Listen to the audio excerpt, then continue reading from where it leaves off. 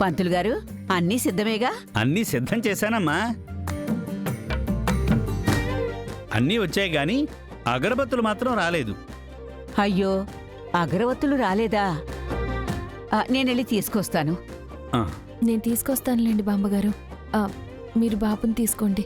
నువ్వు ఉండమ్మా, నేనెళ్ళొస్తాను కదా, ఇక్కడే కదా, దూరమేం లేదు కదా. నేను వెళ్ళొస్తాను, నువ్వు ఉండు.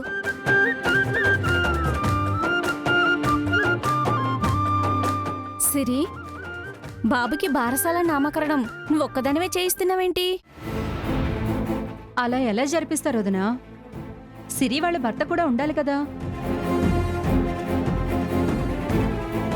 సిరి, నీ భర్తేడమ్మా? ఓహో, భర్త లేడా?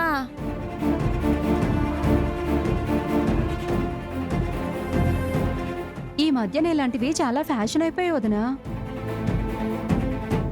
అవునదినా, భర్త లేకుండానే బారసాలలు నామకరణాలు జరిపించేస్తున్నారు.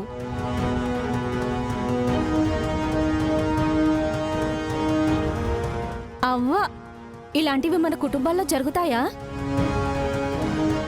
జరిగితే మాత్రం ఊరుకుంటామా వదినా? ఎంత ధైర్యం! భర్త పక్కన లేకుండానే బారసాలకు సిద్ధమైపోయింది. ఆపండి.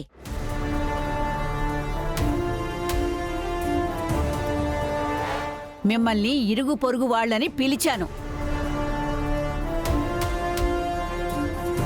ముత్తైదువులు కదా, నా మనవరాల్ని, నా మునిమనవణ్ణి ఆశీర్వదిస్తే మంచిది అని పిలిచాను.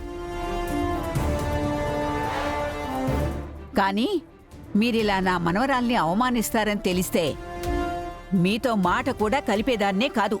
మేమేం తప్పన్నాం బామ్మగారు? భర్త లేకుండా బారసాల ఎలా జరిపిస్తావు అని అడిగాం, అంతే కదా. తప్పున్నారా?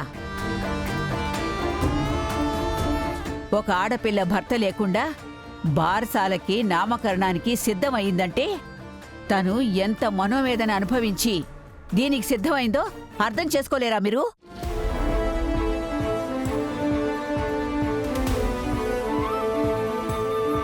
తనకి మాత్రం తెలీదా భర్తతో బారసాల చేసుకోవాలని, నామకరణం చేయించాలని? కాని ఎందుకిలా తనొక్కతే చెయ్యాలని సిద్ధపడిందో కొంచెం కూడా అర్థం చేసుకునే ఇంగిత జ్ఞానం కూడా లేదా మీకు? మీలాంటి తుచ్చమైన మనసున్న వాళ్ళు ఆశీర్వదించడానికి కూడా సరిపోరు. వెంటనే మీరందరూ ఇక్కడి నుంచి వెళ్ళిపోండి. అదేంటి పంతులు గారు, మీరు కూడా అలా అంటారేంటి? పంతులు గారు మంచి మాట అన్నారు. మీలాంటి బుద్ధి లేని వాళ్ళ ఆశీస్సులు నా మునిమనవడికి అక్కర్లేదు. మర్యాదగా ఇక్కడి నుంచి బయటికెళ్ళండి. ఉన్నమాట అంటే ఉలికెక్కువ అన్నట్టు వాళ్లే మనల్ని అంత మాట అంటుంటే ఇంకా బుద్ధి లేకుండా ఉండడం దానికి. పదండి. పదండి.